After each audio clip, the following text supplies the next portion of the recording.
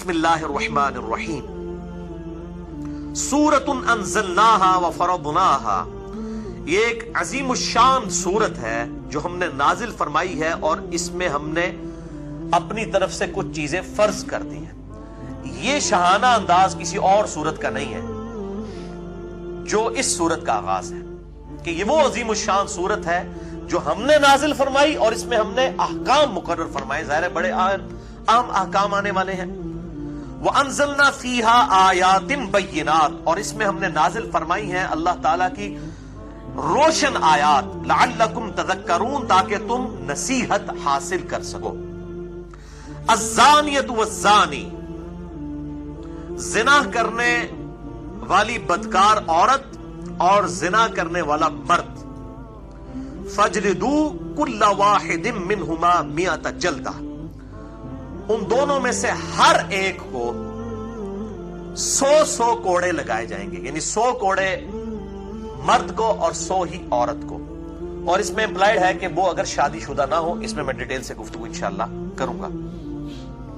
وَلَا تَأْخُذْكُمْ بِهِمَا رَأْفَةٌ فِي دِينِ اللَّهِ، اور دیکھنا اللہ تعالیٰ کی طرف سے یہ سزا اسٹیبلش کرتے ہوئے، یہ حدود جاری کرتے ہوئے تمہارے دل میں کسی کے لیے نرمی نہ آ جائے، جو صحیح بخاری اور صحیح مسلم کی متفق علیہ حدیث ہے اور مشکات میں بھی موجود ہے، حدود میں جو نرمی کرنے والے معاملات ہیں اس چیپٹر کے اندر، کہ آپ صلی اللہ علیہ وسلم کے پاس ایک فاطمہ نامی عورت، اس کی چوری کا مقدمہ پیش کیا گیا اور اس کے لیے سفارش کی گئی اسامہ ابن زید کے ذریعے سے۔ تو آپ صلی اللہ علیہ وسلم سخت جلال میں آئے، آپ صلی اللہ علیہ وسلم کے لیے اسپیشل ممبر رکھا گیا، آپ نے اصحاب کو خطبہ دیا علیہم رضوان، اور کہا تم سے اگلے لوگ اسی لیے ہلاک ہو گئے کہ ان کے اشرافیہ کے لیے اور قوانین ہوتے تھے اور غریب لوگوں کے لیے اور، اللہ کی قسم اگر میری بیٹی فاطمہ بھی چوری کر دیتی تو میں اس کے بھی ہاتھ کٹوا دیتا۔ تو آپ صلی اللہ علیہ وسلم نے، اور پھر آپ صلی اللہ علیہ وسلم نے اس میں صحابہ کرام کو ڈانٹا کہ تم اللہ کے حدود کے معاملے میں مجھ سے نرمی کا مطالبہ کرتے ہو۔ تو آپ صلی اللہ علیہ وسلم رحمت للعالمین تھے، کوئی شک نہیں ہے، لیکن جہاں اللہ کی حدود آتی تھی وہاں پھر رام والا معاملہ نہیں ہوگا، بلکہ پھر اللہ تعالیٰ کی جو حدود ہیں ان کو اسٹیبلش کرنا ہوگا، ان کو جاری کرنا ہوگا۔ تو یہ دو الگ چیزیں ہیں، ان کو بات کو سمجھیں۔ تو یہاں قرآن حکیم میں ہے کہ ذرا تمہارے دل میں نرمی نہ آئے، ذرا رحم نہ آئے اس معاملے میں اللہ کے دین کی سزا کو اسٹیبلش کرتے ہوئے۔ ان کنتم تؤمنون باللہ، اگر تم واقعی اللہ پر ایمان رکھتے ہو، والیوم الآخر، اور آخرت پر تمہیں ڈر ہے کہ اللہ کے حضور پیش ہوگے، تو تم یہ حرکت نہیں کرو گے کہ تمہارے دل میں نرمی آ جائے۔ وَلْيَشْهَدْ، اور اس سزا کے اوپر، یعنی یہ جو سزا دی جا رہی ہو، 100 کوڑے لگائے جا رہے ہوں، اس پر گواہی دیں، عذابہما، اس سزا کے اوپر، طائفۃ من المؤمنین، اہل ایمان کا ایک گروہ اس پر گواہ بھی ہو، یعنی پبلکلی یہ گناہ کی سزا اسٹیبلش کی جائے، تاکہ سزا ایک کو ہو یا دو کو، اور ڈیٹرنس اور دہشت بن جائے باقی پورے معاشرے کے لیے۔ یہ آج دہشت جو ہے وہ قائم کی جائے تو آپ دیکھیں کس طریقے سے زنا ختم ہوتا ہے۔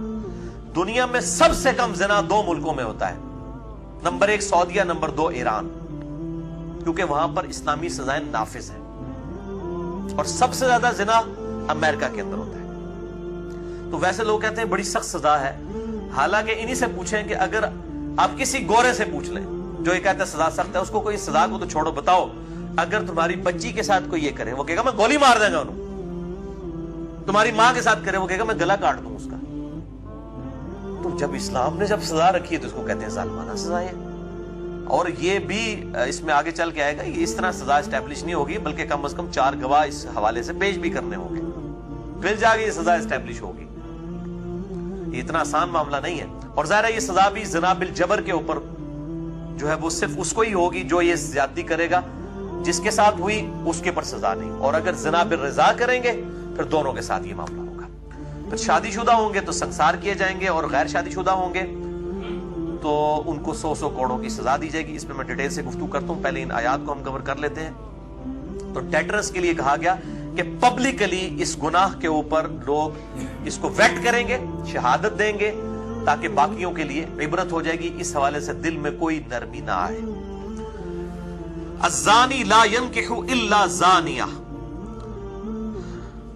زانی کو نکاح نہیں کرنا چاہیے مگر صرف زانیہ کے ساتھ ہی. یہ بات محاورتاً کی جا رہی ہے کہ زانی تو ہے اس قابل ہے کہ اس کو کوئی زانیہ عورت ہی ملے، کسی شریف عورت کے قابل نہیں ہے وہ. او مشرکہ، یا پھر مشرکہ عورت کے ساتھ. اب یہ عجیب بات ہے کہ دنیا میں جتنے بدکاری میں مبتلا لوگ ہیں، اگر آپ ان سے پوچھیں کہ آپ کی بیوی کیسے ہونی چاہیے تو وہ کہتے ہیں جی وہ نقاب کرے، اور اپنی حرکتیں ان کی آپ دیکھ لیں کس قسم کی ہوتی ہیں. تو اللہ تعالیٰ فرما رہا ہے کہ یہ جو اس طرح کے جو بدکار مرد ہیں نا، یہ تو قابل اس کے ہیں کہ ان کو بدکار عورتیں ہی ملیں. یہ انہی عورتوں کے قابل ہیں یا مشرکہ عورتوں کے. وَالزَّانِيَةُ لَا يَنْكِحُهَا إِلَّا زَانٍ، اور زانیہ نکاح نہ کرے مگر ایک زانی مرد کے ساتھ، او مشرک یا مشرک مرد کے ساتھ. وَحُرِّمَ ذَلِكَ عَلَى الْمُؤْمِنِينَ، اور یہ جو زانی عورتیں ہیں یہ اہل ایمان مردوں کے لیے تو حرام کر دی گئی ہے. الا یہ ہے کہ کوئی عورت توبہ کر لے بڑے سچے دل کے ساتھ اور وہ نیکی کے راستے کے اوپر آ جائے تو پھر اس کو ظاہر ہے اس گناہ کے اوپر عاد نہیں دلائی جائے گی. اس قسم کی ایمیز بھی مجھے آتی ہیں لوگوں کی طرف سے کہ ہم ایسی عورتیں جو اس قسم کے معاملات میں مبتلا ہیں اگر وہ سچے دل سے توبہ کر لیں تو ہم کیا ان کے ساتھ نکاح کر سکتے ہیں؟ تو بہت نیکی کا کام ہے. لیکن ان کو پھر اس ماحول سے دور رکھا جائے کیونکہ ایسی عورتوں کو پھر اس قسم کی برائی کی عادت پڑ چکی ہوتی ہے. تو نیکی کا کام ہے اگر وہ توبہ کر لیں. والذین یرمون المحصنات، اور جو کوئی تہمت لگاتے ہیں محسنہ پاک باز پاک دامن عورتوں پر، ثم لم یأتوا بأربعۃ شہداء، اور اس کے بعد وہ 4 گواہ نہیں پیش کر سکتے. یعنی کسی پر تہمت لگائی کہ اس نے زنا کیا ہے، پھر 4 گواہ نہیں لا سکے، اور 4 گواہ بھی ایسے ہونے چاہیے جو ایگزیکٹ انٹر کورس کی حالت میں جنہوں نے دیکھا ہو. بخاری مسلم کی حدیث اس پر گواہ ہے. صرف ایک بسترے پر دیکھنے سے ان کے اوپر حد نہیں جاری ہوگی بلکہ انٹر کورس کی حالت میں.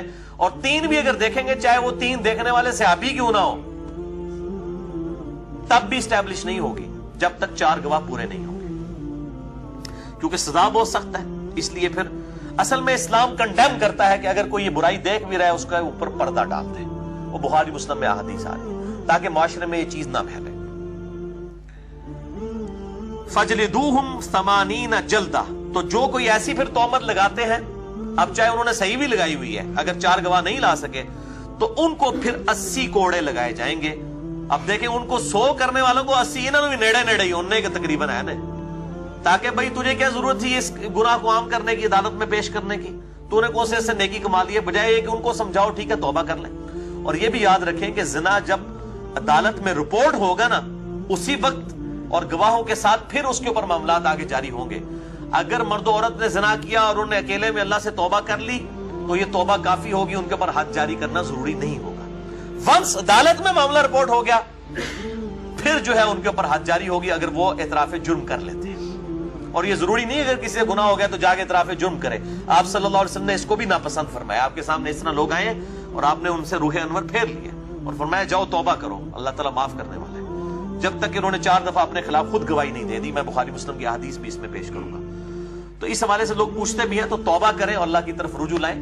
اسی طریقے سے کسی شخص نے چوری کی ہے تو چوری کرنے کے بعد اسے احساس ہوا تو جس کی اس نے چوری کی اس سے جا کر الگ سے معافی مانگ لے تو پھر اس کے ہاتھ نہیں کاٹے جائیں گے، وہ معافی مانگ لینا کافی ہوگا. لیکن ونس عدالت میں رپورٹ ہو گیا اور وہ پکڑا گیا، اب وہ کہ جی میں معافی مانگ لینا، میں دگنا دے دینا، نہیں. اب پبلکلی جو کہ رپورٹ ہوا ہے گناہ، اب اس کے ہاتھ کاٹے جائیں گے. ورنہ اس طرح کی چیز جب پبلکلی رپورٹ ہوتی ہے پھر سزا نہیں دی جاتی تو گناہ پھیلتا ہے. اس کی حکمت سمجھیں، یہ دہشت کے لیے ہے، ڈیٹرنس کے لیے ہے کہ جب گناہ عدالت میں رپورٹ ہوگا تو اب عدالت کا کام ہے سزا دینا، ادروائز تو گناہ عام ہو جائے گا اور لوگوں کو کھلی چھٹی ملے گی.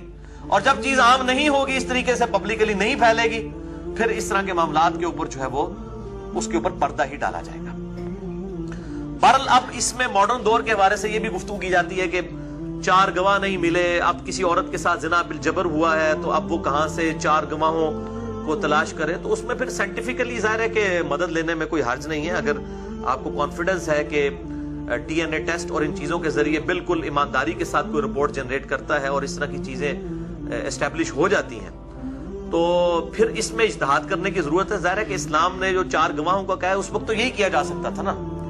اسی طریقے سے اگر کوئی ویڈیو میں اس طرح کی چیز آ جاتی ہے، ظاہر جعلی ویڈیو بھی بن جاتی ہے، اس میں پورے طریقے سے اگر تحقیق کی جائے اور کسی شخص کو اس کی ویڈیو دکھائی جاتی ہے اور پبلکلی وہ عام ہو جاتی ہے اور پھر وہ خود اعتراف جرم کر لیتا ہے، پھر تو اس کے اوپر گواہ لانے کی ضرورت نہیں، اگر وہ اعتراف جرم کر لیتا ہے تو پھر اس کے اوپر سزا جاری کی جائے۔ اسی طریقے سے اگر کوئی عورت اس کی وجہ سے، کیونکہ یہ ضیاء الحق کے زمانے میں بھی حدود آرڈیننس پاس کیا گیا، اس کی وجہ سے کئی عورتیں جن کے ساتھ زیادتیاں ہوئی الٹا ان کو جیل میں ڈال دیا گیا، اس کی وجہ سے اسلام کی بڑی بدنامی ہوئی، وہ گواہ نہیں لا سکی۔ تو اس میں اب سائنس چونکہ ترقی کر چکی ہے اور اگر ڈی این اے ٹیسٹ کے ذریعے یہ چیزیں اسٹیبلش ہو جاتی ہیں کہ واقعی اس طرح کے کوئی معاملات ہوئے ہیں اور وہ پورا ڈیفینٹ علم ہے، تو اس کے بعد پھر کسی چیز کی ضرورت نہیں رہتی۔ ظاہر اس وقت تو اسی طریقے سے ہی کام کیا جا سکتا تھا نا کہ 4 گواہوں کو لایا جاتا۔ تو اس معاملے میں جو ہے نا اجتہاد کی ضرورت ہے۔ ظاہر ہے اجتہاد کا دروازہ تو قیامت تک کے لیے کھلا ہے۔ اسلامی سزائیں کوئی نہیں بدل سکتا۔ یہ جو کہتے ہیں نا شریعت بدل دی ہے جی، اب ویڈیو کے اوپر اور ڈی این اے ٹیسٹ کے اوپر فیصلے ہو رہے ہیں تو یہ شریعت شریعت نہیں بدلی۔ شریعت تب بدلی جائے گی جب کوئی چوری اور زنا کی سزا کو بدل دے۔